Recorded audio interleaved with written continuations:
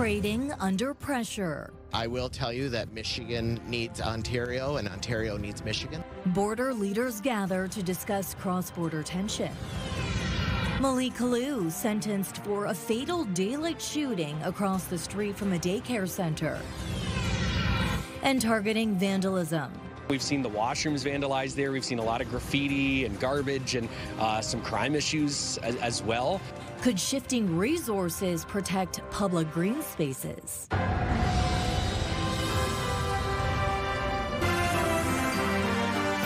CTV News with Stefanie Masotti. Good evening, and thank you for joining us on CTV Windsor and AM 800. Tonight, a Windsor man was sentenced to 9 years in prison this afternoon for a shooting in broad daylight across from a daycare center nearly 4 years ago. Daniel Squalls was killed that day after being shot at 15 times by Malik Kalu. Joining me tonight with the final stage in this court process is CTV's Michelle Mlesky. Michelle. Well, Stefanie, during his trial this past spring, Malik Kalu said he thought Daniel Squalls was armed when the men interacted that fateful day. Kalu admitted in court to firing his illegal handgun 15 times in Squalls' direction. Squalls was shot 6 times. Daniel Squalls was only 24 years old when he was killed on November 28, 2022, on Hannah Street at Parent. Malik Kalu, now 30 years old, was convicted of manslaughter this past April by a Windsor jury. They found him not guilty of second-degree murder, believing that Kalu was provoked to act when he thought he'd never see his child ever again. The judge said today, quote, he did have lawful alternatives he could have pursued. He chose to arm himself with an illegal firearm. However, Justice Maria Caracia gave Kalu credit for being a remorseful, first-time, youthful offender with high prospects for rehabilitation who has had to live in jail conditions the court describes as harsh. Justice Caracia also believes there could be, quote, collateral consequences for sending him to a federal prison based on 2 previous incidents where Kalu was threatened and attacked, allegedly, in revenge for killing Daniel Squalls. For those reasons, the judge sentenced Kalu to a total punishment of 9 years. But he's been in jail since July 2023, so Malik Kalu has 4 years, 6 months left to serve in prison. Kalu's lawyers had asked the judge to consider what's called Morris factors. They're arguing Kalu's upbringing exposed him to anti-black racism and distrust of police since a very young age. Justice Caracia dismissed those arguments. She believes Kalu didn't bring a gun because he was worried about police. She believes he brought a gun because he didn't trust Daniel Squalls and he hated him. The judge also noted Squalls was also a young black man who was not armed when he was killed by Malik Kalu. Stefanie, all the lawyers involved in the case today declined to comment. Okay, Michelle, with our top story, thank you for this. You're welcome. In other news, a 51-year-old Windsor man is facing charges after police say he waved what appeared to be a rifle in a residential neighborhood. Officials were called to the 1700 block of Cadillac Street Monday night after reports of a man screaming, throwing items onto his lawn, and waving the weapon as children were nearby. Police say the man was arrested without incident. An air rifle was seized, and investigators say it closely resembled a real firearm. The man is charged with carrying a weapon with the intent to threaten public peace. 2 people have been arrested after a dog was stolen during an armed robbery in Windsor. A man told officers 2 people approached him while he was walking his dog in the 1600 block of Olette shortly before 6:30 on Tuesday evening. Police say the victim refused to give them his dog, so pepper spray was used and the dog was forcibly taken. The victim suffered a leg injury during the struggle. Officers located and arrested both suspects on Curry Avenue less than 2 hours later. The dog was recovered and returned safely to its owner. Amid a spike in park vandalism, a Windsor City Councillor wonders if security cameras might make a difference. We've seen an increase in vandalism, not only in my ward, but across the city. And I mean, other municipalities are seeing it as well, and it's getting out of control. So I'm saying, look, I don't want to see, cameras in our parks, but we may have to make that next step. Mark McKenzie has asked administration to run the numbers to see if Project Greenlight could be expanded to city parks. That is the semi-monitored security camera pilot project aimed to deter vandalism in the core. But with 200 parks, McKenzie concedes it would be feasible to have cameras in all locations, but does believe parks with repeat acts of vandalism could be a good starting point. So far this year, there have been at least 3 instances of park vandalism, including an arson when someone set fire to a playground equipment. Cost to repair park vandalisms have spiked in the last 5 years from $127,000 in the year 2020 to more than $640,000 last year. I asked for a pilot project potentially at Lansbury Park because that's where we've been seeing repeated instances of vandalism. We've seen the washrooms vandalized there. We've seen a lot of graffiti and garbage and some crime issues as well. So this brings us to our question of the day. Should the city move downtown security cameras to Windsor parks to address rising vandalism? Go to our website to cast your vote, ctvnewswindsor.ca. Yesterday, we asked if you think Cabana Road East should be widened to 6 lanes. Almost 900 people voted. 80% of residents say no. Now, there are 3 international crossings linking Windsor and Detroit, all built to keep people and goods moving across the border. But as politicians from Ontario and Michigan met in Windsor today, they warned the trade relationship it was built to serve is severely under pressure. CTV's Travis Fortnum joins us from outside Unifor's Turner Road headquarters. Now, Travis, today's meeting focused on the impact of that uncertainty here at home. That's right, Stephanie. Ever since President Donald Trump threatened Canada with the tariffs back in early 2025, we've been hearing from Windsor union leaders that the cost is going to fall here on local workers and factory floors. Today, they had the chance to voice those concerns to lawmakers from both sides of the border. Canada and the United States coming together Wednesday, even as the relationship between the two countries remains somewhat stressed. I will tell you that Michigan needs Ontario and Ontario needs Michigan.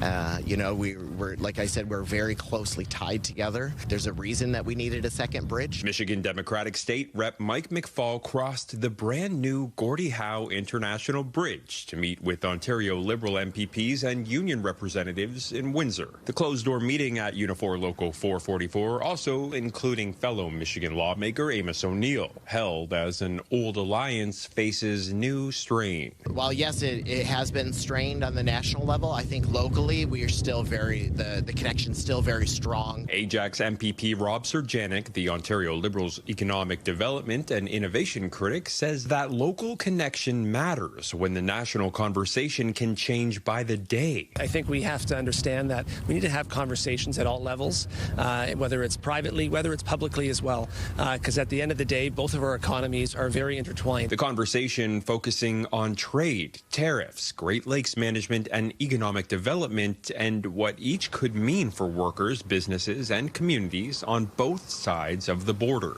Frank and honest conversations about what's happening and really how important it is that we continue to trade freely and openly with the United States. No policy was set and no tariffs were toppled, but with a new bridge now binding the two sides even closer, the politicians say keeping those conversations moving is critical. Now, for some context, none of the lawmakers present here today actually has any power over tariffs. The Ontario Liberals are the third party at Queen's Park, and Mike McFall is a Democratic representative in Michigan's Republican-controlled House seeking re-election next month. But they say their goal is to take some of the concerns they heard today back to their respective legislatures and keep pressure on Ottawa and Washington. Stefanie. Okay, Travis Fortnum, thank you for this. Meantime, a Windsor city councillor wants the federal government to consider a long-term community benefits fund tied to revenues from the Gordie Howe International Bridge. City Council voted Monday to send a letter asking Ottawa for more details about the new Canada-U.S. agreement that changes how bridge revenues will be shared. Ward 9 Councillor Kieran McKenzie says Windsor and Detroit should receive ongoing funding because they host the major border crossing and deal with the impacts of increased traffic and infrastructure demands. McKenzie says the existing $10 million in community benefits was helpful, but the bridge will operate for generations. He says a portion of toll revenue should be dedicated to local investments throughout the lifespan of the crossing. The federal government says under the new agreement, half of net bridge and crossing related revenues will go to the U.S. for the first 15 years. A House of Commons committee is holding a special meeting today on the Gordie Howe International Bridge as the federal government faces more questions about its revenue-sharing deal with the United States. The proposed agreement in principle to open the bridge says Canada will share half of the net toll revenues with the U.S. for the next 15 years. Prime Minister Mark Carney had said previously that tolls would not be split until after Canada's debt to build the bridge is paid back. The new link between Windsor and Detroit opened this past Monday, months later than planned. Today's meeting is mostly administrative, with MPs discussing the scope of the study. Meanwhile, we now know when the toll-free multi-use path on the Gordie Howe Bridge will open, August 5th at 8 a.m. to pedestrians and cyclists. The Detroit Greenways Coalition has launched an online bike and trail map to help cyclists and pedestrians choose their routes throughout southwest Michigan and southwest Ontario. Let's take a break now. CTV weather specialist Lauren Stallone joins me now for our first look at the weather. A beautiful day today, Lauren. That's right, Stephanie. A beautiful day indeed. Lots of sunshine and temperatures right where they should be for this time of year. We're seeing some high pressure make its way through the region, bringing with it clear, dry, and stable conditions. I'll break it all down for you in just a few minutes. Okay, more than $11 million in new provincial funding is coming to Windsor's 2 hospitals to help improve patient care and reduce wait times. Windsor Regional Hospital is receiving more than $8.9 million, while Hotel Dieu Grace Healthcare will get more than $2.1 million as part of a province-wide funding boost.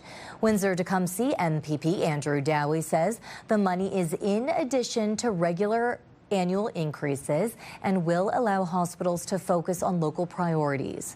At Windsor Regional Hospital, the funding will support services including diagnostic imaging, surgeries, MRI, CT, cardiac, and stroke care. And at Hotel Dieu, the investment will help strengthen palliative care, rehabilitation, and mental health and addiction recovery programs. Dowie says the funding will provide hospitals with more flexibility as the community waits for the new fancy family hospital to be completed. He says investments in existing healthcare facilities will continue, including recent upgrades to cardiac and cancer care services.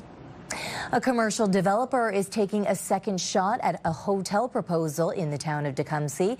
It comes nearly 1 year after residents pushed back on an initial proposal on Manning Road.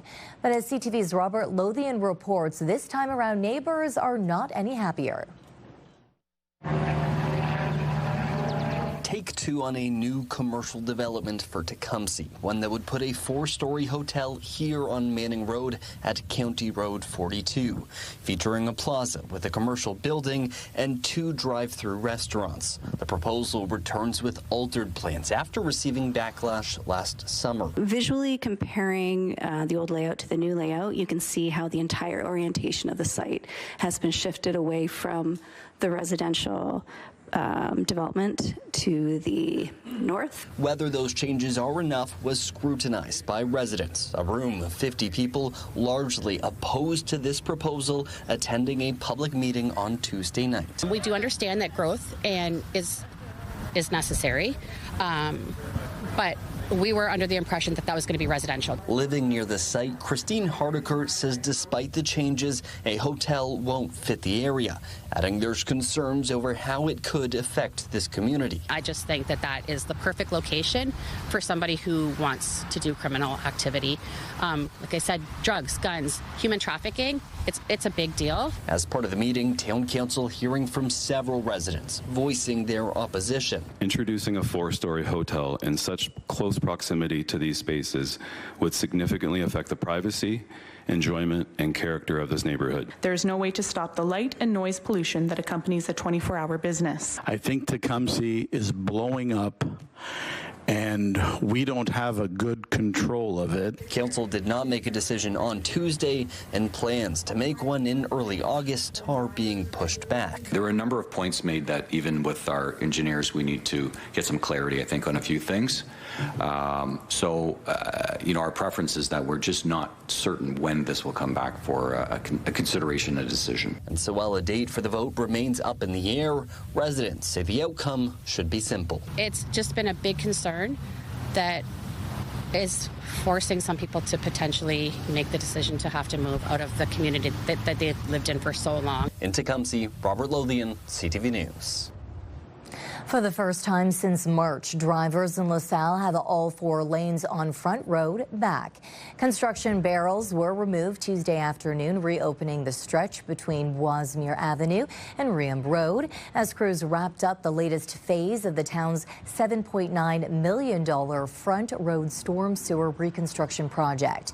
Mayor Crystal Malach says the lane closures lasted a little longer than expected, with crews finishing sidewalks and landscaping before reopening the road. The project now moves into its next phase. Work will be underway on new pumping stations at G. Craig Park and near the River Dance building on Adams Lane.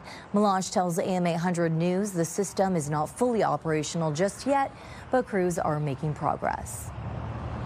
I know people would expect that once they see all those barrels go away, that means it's all done, but it's not. There's the next phase of the project. So hopefully everyone can bear with us and realize that this is going to take some time to have the whole system up and going, but we're moving in the right direction.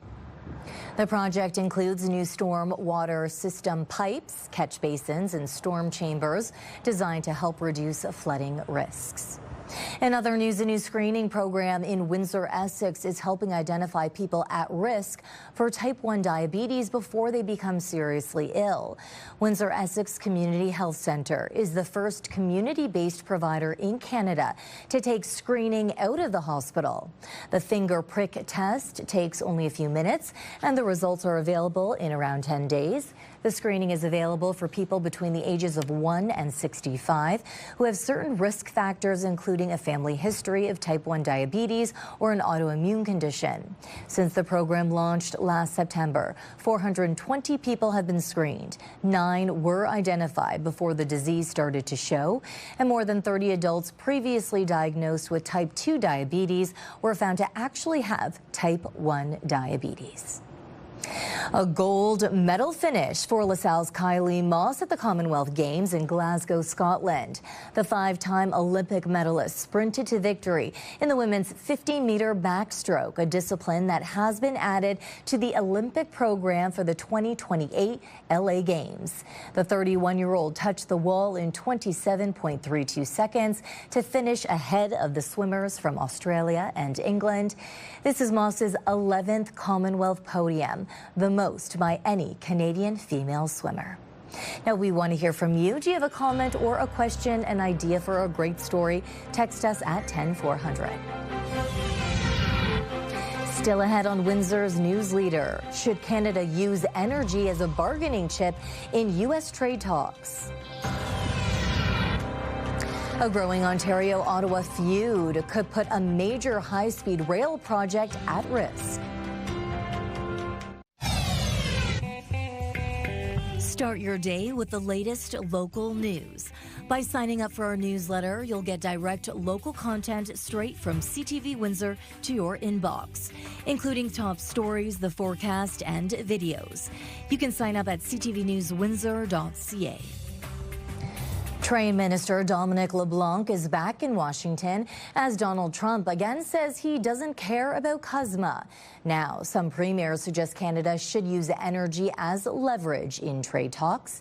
CTV's Abigail Beeman reports.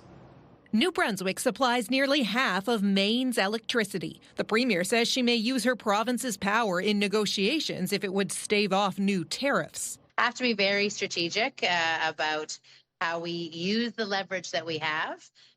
But I think one of my colleagues around the table used the quote, you need to walk softly and carry a big stick. Ontario tried that last year and backed down within 24 hours. We had a problem with Ontario and they dropped that. The idea raised too by federal Conservatives at an emergency meeting to discuss another thorny topic, the Gordie Howe Bridge. Canada has leverage. We have energy. We have critical minerals. We have steel, aluminum, autos, manufacturing. American factories depend on Canadian supply chains. American workers depend on this relationship too. So let's use it. The Prime Minister said Canada has lots of options and the focus is working towards a deal. So when you're supplier of a key commodity, key service, you got to think really hard about not supplying. I don't see the value of doing. I mean, I can understand conceptually, but I don't see the value of it. Mark Carney also asked what Canada is getting in return for concessions, including the Gordie Howe Bridge. And in this court filing, news the government is going to drop the base contribution requirement for American streaming services to pay for Canadian content. The government will pay up instead. Carney said it's about affordability. Most Canadians have one or two or so of these streamers, and it's real money. This stuff adds up, and there's a better way to do it. We took the judgment there was a better way to do it. This is nothing short of changing political direction based on the broader context of the trade war. On the question of concessions, the Prime Minister focused on the fact the Gordie Howe Bridge is now open. He said Canada is in a strong position and working on a more stable relationship with the United States, but he didn't directly answer the question. Abigail Beeman, CTV News, Ottawa. A dispute is growing between Ontario and Ottawa after the federal government rejected plans to allow jets at Billy Bishop Airport. Now, as CTV's Judy Trin reports, Premier Doug Ford is questioning his support for the Alto high-speed rail project. The plan for high-speed rail to connect Quebec City to Toronto is already dividing rural and urban residents. The Prime Minister may have been counting on the Ontario Premier to stand by him, but there's a crack in support. If Prime Minister Carney and his team want to this is how they're going to treat bigger projects, I don't think you'll get much built. 11 of Doug Ford's Conservative MPPs are publicly voicing opposition to Alto, saying too many questions remain unanswered, too many voices have been ignored. The criticism comes after Mark Carney's government grounded plans to expand Toronto's downtown Billy Bishop Airport to accommodate 10 million travelers a year. We won! During public consultations, the majority of the 87,000 responses were against building bigger runways for bigger jets. The provincial transport minister says the feds caved. If you listen to the special interest groups, nothing will ever be built in this province. The Ford government is refusing to give back expropriated land to the city of Toronto. They have reiterated that they intend to continue pursuing that goal, regardless of what the federal government announced recently. While promoting railways, a federal cabinet minister reminded his provincial counterpart that fighting this battle risks taking the focus away from the war. Canadians want us to roll up our sleeves and work together as we face trade challenges, as we face a number of international pressures on Canada, so we can keep people working. This is not what the Liberal government wants. Opinion polls show that there is only about 40% support for the Alto high-speed train project. It's a project that could cost $90 billion to build, maybe more. Judy Trin, CTV News, Ottawa. Flight attendants at WestJet could walk off the job as early as Sunday if they can't reach a deal on contract demands. The union, representing 4,400 cabin crews, says its main sticking points include what it alleges is unpaid work. WestJet says it is offering customers planning to fly between July 30th and August 4th a chance to make one-time changes to their bookings without any fees. The airline says talks with the union continue to progress, and it's optimistic that it can reach an agreement. America's former top infectious disease expert, Dr. Anthony Fauci, repeatedly invoked the Fifth Amendment today, declining to answer questions from senators. In a Republican-led committee hearing about his handling of the COVID-19 pandemic, he accused Republican Senator Rand Paul of being obsessed with calling for his prosecution. The Kentucky Republican is calling for Fauci to be indicted for lying to Congress about the origins of the COVID-19 pandemic. Also tonight, securing your data and critical infrastructure from online attacks is becoming much more costly in Canada. CTV's Scott Hurst breaks down the growing impact of data breaches and the fallout. As technology continues to have a bigger impact in our daily lives and nearly everything these days seems to be interconnected, it can come at a cost. The average cost of a data breach in Canada has reached a record $7.11 million. The attacks are becoming larger and longer lasting, and the energy sector reported the highest average cost per breach. According to new numbers from tech giant IBM, the average breach is exposing roughly 28,500 records. That's up 8% from last year, and it took more than 200 days on average to detect and contain the impact. With so many services now interconnected, the fallout can be far and wide, all the way down to disruptions felt by us, the consumer. Energy organizations reported the highest average costs at more than $9.2 million per incident. It highlights the growing financial impact these cyber attacks can have on critical infrastructure. AI also playing a major role. It is both helping and hurting. Organizations that deployed AI in their security operations reported the cost of an average breach to be much lower and contain the impacts significantly faster. However, globally, there's been a more than 50% increase in AI-driven attacks, showing just how quickly attackers are adopting the latest technologies.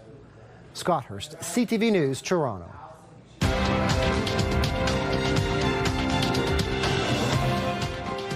In Toronto, the TSX lost 416 points.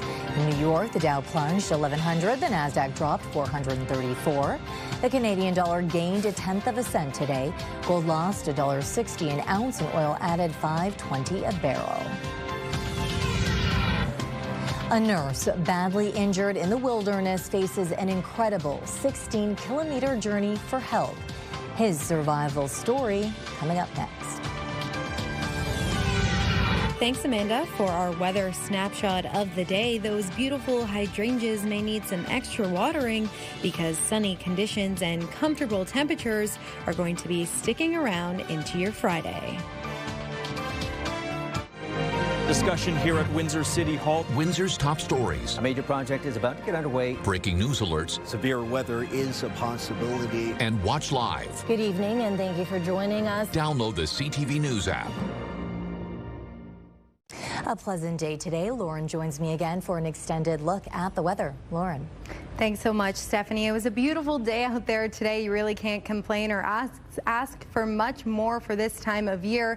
Temperatures across the region comfortable, just where we should be for this time of year. Seeing lots of sunshine, dry and stable conditions out there tonight. So that's because we are seeing an area of high pressure that's starting to make its way through, bringing with it those stable and dry conditions. We're going to see lots of sunshine tonight, tomorrow, and into your Friday. We will see a little bit of clouds in the area, but nothing that will make much of an impact. Temperatures overnight dropping down to comfortable temperatures.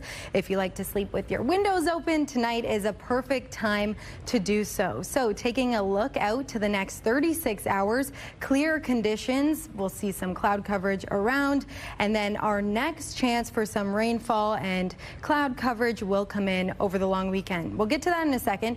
Over here in the east, they're seeing some active weather. That's their weather story for now. But for us over here in Windsor, clear conditions today, tomorrow, and Friday. So tomorrow, if you're heading out, there's really a perfect time to do so all around. Lots of sunshine in the forecast and comfortable temperatures.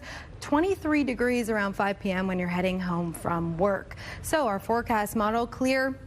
Again, we're seeing this active weather in the east, but mainly clear conditions. Not a lot of cloud coverage out there right now or tomorrow. Mainly sunny conditions in the forecast. And again, we're going to get to that rainfall that we'll see into your weekend. So if you have those long weekend plans, keep in mind that this is going to make its way through a low pressure system that's really taking its time. We'll see about a 40% chance of rainfall for the long weekend. So if you're heading outdoors, if you're planning a barbecue, just something to keep in mind. Now, I think majority of that rainfall will come in on Sunday, but there is still a chance for your Saturday. So that high pressure bringing sunny conditions tomorrow into your Friday. Temperatures comfortable where they should be for this time of year, and then that low pressure system will arrive Saturday into your Sunday. Another thing that I want people to be wary of is that there will be some fog tonight and then early tomorrow morning, so just be cautious if you're heading out early or driving, something to keep in mind. Now, that sunshine will make its return early next week, and again, temperatures heating up, comfortable right where they should be for this time of year. Stefanie?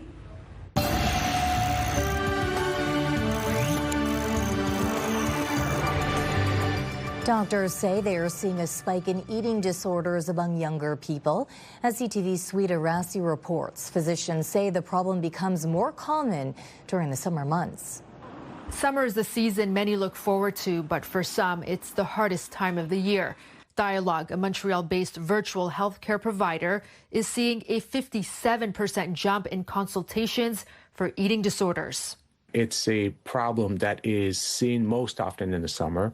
Dr. Mark Robbins says changes in routine, a lack of school support, and the pressure of having a beach body explain the rise.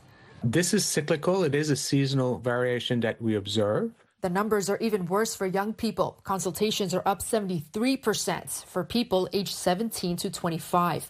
Lise André-Massé at Anorexia and Bulimia Quebec says nearly 300,000 people in the province live with an eating disorder. We know that the first sign can start at 4 years old. She says eating disorders can affect anyone. Men, she says, are often more pressured to look muscular, whereas women feel the need to look thin, especially on social media. Last summer, the hashtag Skinny Talk was banned on TikTok because it encouraged eating disorder behaviors. We reach out to TikTok and say that it's something that should be banned. Now, if you type Skinny Talk, what comes up are helplines, including one from Anorexia and Bulimia Quebec. But the problem doesn't just go away. But they reinvent themselves. So the fact that this is there, it's concerning. Eating disorders are complex and in some cases deadly. And with summer in full swing, experts say reaching out for help is crucial. Sweeta Rassi, CTV News. A nurse who specializes in traumatic wounds is crediting his medical training for surviving a terrifying fall. Here's CTV's Omar Sachedina. Couple inches the other way and this would be a different story. David Cifaldi and his friends were climbing the tallest mountain in Montana when all of a sudden... I just slipped on some rocks. It was just kind of a freak thing. As I rolled over, I noticed one of my trekking poles laying on the ground, and as I kind of sat up, I realized that the other one was stuck in my side. But his friend says David was still conscious. He was still talking, he was still breathing. There was not a pool of blood. With the pole still impaled in his body, David made the 16-kilometer trek back down, which took more than 6 hours, as his friends guided him and used a satellite to contact search and rescue, who waited for him to take him to hospital, where the pole was safely removed. I feel very lucky. I feel very fortunate. Very, very blessed to have good friends, good people that helped me. Omar Sachedina, CTV News. Everything was plastic for the handle. Still ahead, the surprising underwater discovery that caught the attention of police in Montreal.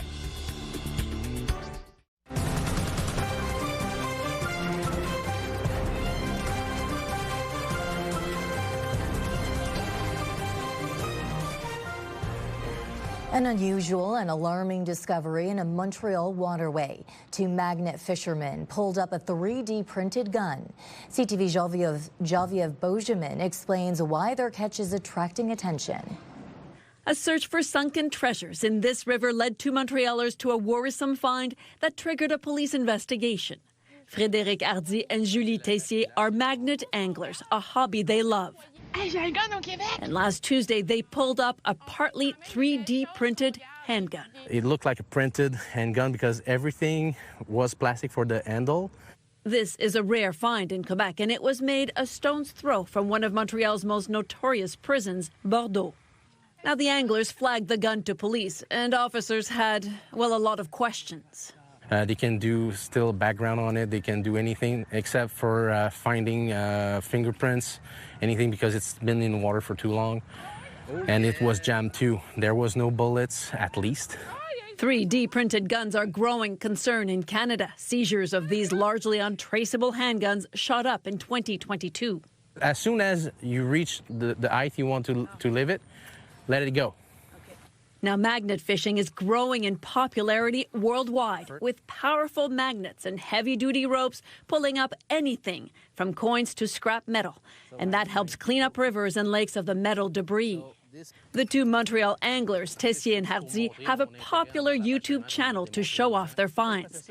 They've made fascinating discoveries before, including knives, other weapons, and old artifacts. We got what we call a little railroad spike. This one is pretty deteriorated, probably 80 years old. And they'll continue to fish around for submerged riches and for other treasures lurking below the surface. Geneviève Beauchemin, CTV News, Montreal. Researchers in Prince Edward Island are testing an electrifying way of helping farmers fight weeds while cutting back on chemical use.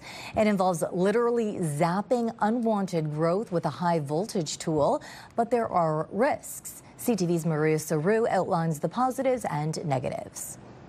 From above, it might look like a routine pass through a field, but this tractor isn't spraying weeds, it's zapping them. It sparks joy. It's just another tool in our toolbox when we're trying to take an integrated approach to weed management. It's called the Weed Zapper, and it's being tested in PEI fields. It won't replace chemical control, so farmers will still need traditional spraying or cultivation programs. It can serve as a second swipe for weeds that survive or resist herbicides, and it offers an organic option. So these plants weren't zapped, but these ones were zapped. This is where we would have hit it with the bar, and then this is wilted, so it's just going to slowly wilt more and more. But the current doesn't always distinguish a weed from a crop.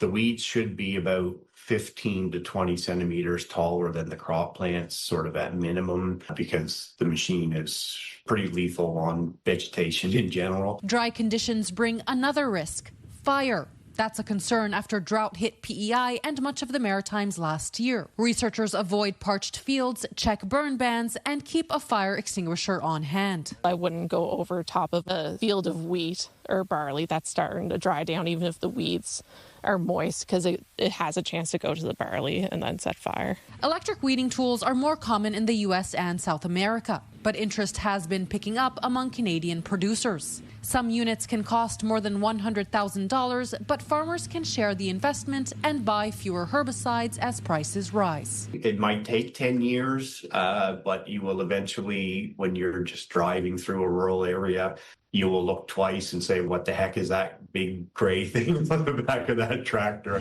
The Weed Zapper will be tested on PEI potato fields in the coming weeks, with more research on other kinds of vegetables in the next 2 years.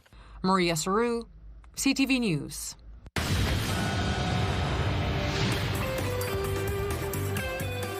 We now know who will headline this year's Hogs for Hospice concert on Saturday night.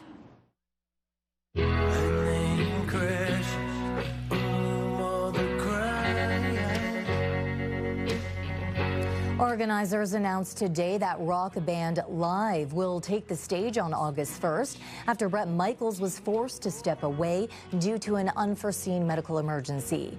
Live is known for some of the biggest rock hits of the 90s and 2000s, including Lightning Crashes, I Alone, and All Over You.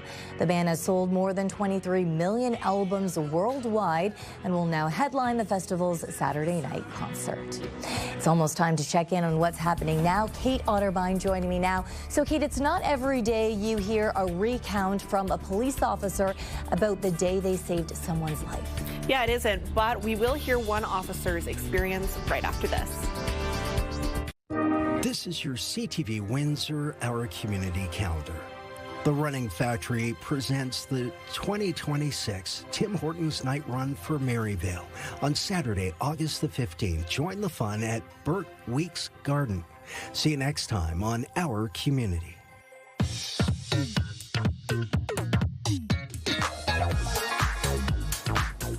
Now, Kate, you were saying a Windsor police officer is reflecting on the time when he saved someone's life. That's right. Constable David Drummond saved the life of a 21-year-old 8 years ago. He says they were at the scene of a huge fight. I see this kid walking towards me and says, "Oh, I got stabbed." Drummond said based off of what he saw, the bleeding and the bubbling, he knew it was a severe injury. He jumped into action, putting his fingers in the wound and pinching off what he could. Although Windsor police officers have a little more medical knowledge than the average person, he knew the man needed more help than he could provide.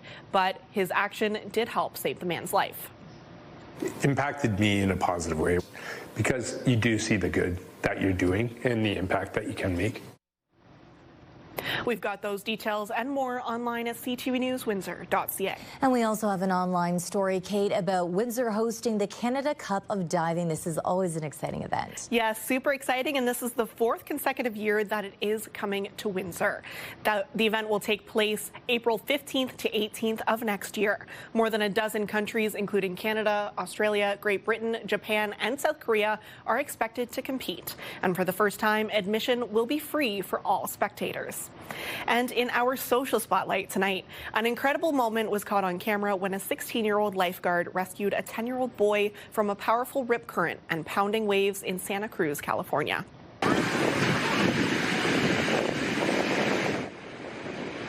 Rookie lifeguard Ryder Williams can be seen hanging on to the younger boy, whose identity is being protected in this video, pulling him through the dangerous water. Several beachgoers also joined in on the rescue, which lasted just over 2 minutes.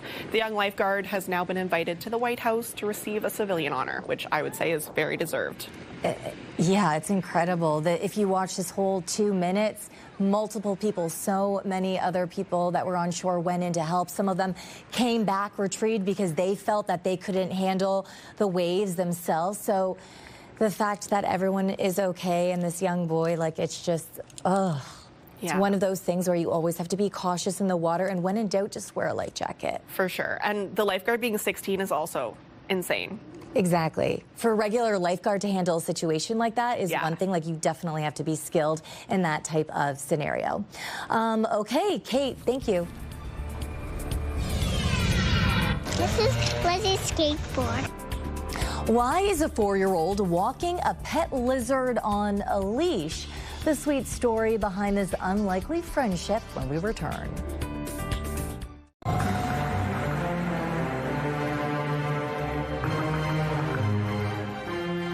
A look outside around the 4 o'clock hour, a mix of sun and cloud there. Lauren joins me for a final look at the weather tonight. Lauren.